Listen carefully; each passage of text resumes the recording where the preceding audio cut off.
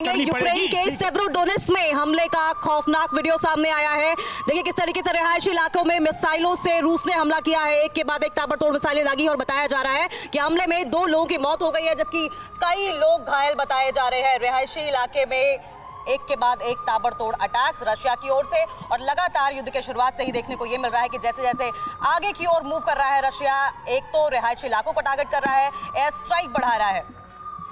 और देखिए इस बीच एक और बहुत बड़ी अपडेट है। यूक्रेन ने रूस पर हमले का नया वीडियो जारी किया है और वीडियो में यूक्रेनी हमले में रूस को हुए नुकसान को दिखाया गया है। इससे पहले भी यूक्रेन की ओर से कई वीडियोस ऐसे जारी किए गए हैं।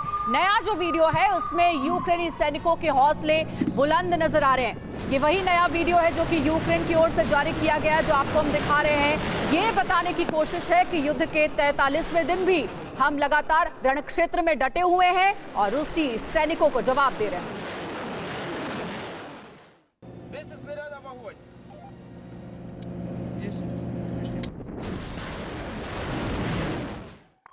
यूक्रेनी सेना ने अपना वीडियो जारी करके दिखा दिया है कि हम अभी और लड़ सकते हैं। और इसी के बीच एक बड़ी खबर ये कि वर्षों तक लंबा खिंच सकता है रूस यूक्रेन का ये युद्ध को लेकर नाटो चीफ ने ये बड़ी बात कह दी है।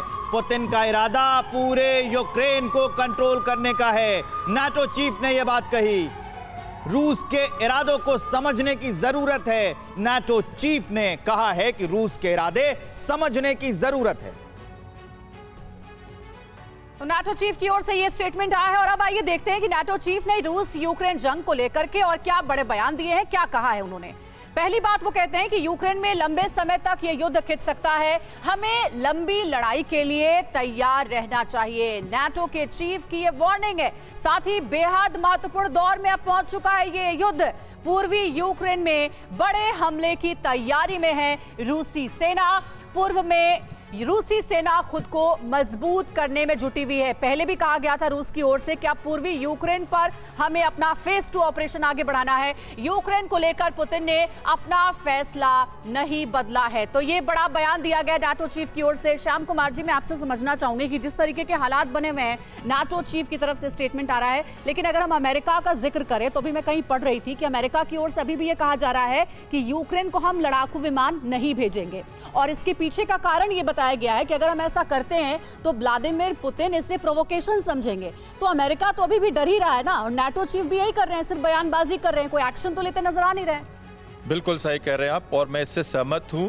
देखिए रशिया का ऑब्जेक्टिव समझिए। मैं छोटी सी बात कहना चाहूंगा। बेलारूस की बॉर्डर को सिक्योर करना, नॉन न्यूक्लियर स्टेटस को खत्म करना, बेलारूस का ईस्टर्न बॉर्डर को सिक्योर करना और ब्लॉकेट करना सी ऑफ एजोव एंड बाल्टिक सी से। ये उनका जो काम था ये पूरा हुआ। वो वेस्टर्न बॉर्डर की तरफ नहीं जा रहे, वो ज्योग्राफिकल लोकेशन को कैप्चर नहीं करना चाहते।